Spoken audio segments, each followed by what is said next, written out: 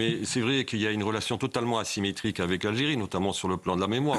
Je rebondis sur ce que dit Julien Drey. Vous avez parlé en effet des massacres du 5 juillet, où il y a une responsabilité quand même de l'État français, en l'occurrence, qui n'est pas intervenu parce que c'était le général Katz qui, pendant 18 heures, alors qu'il le savait pertinemment, a laissé massacrer des Européens et même des musulmans d'ailleurs, qui ont été massacrés librement. Et d'ailleurs là-dessus, j'entends pas le président Macron, je veux dire, émettre la moindre repentance vis-à-vis des pieds noirs. Mais il y a aussi les disparus.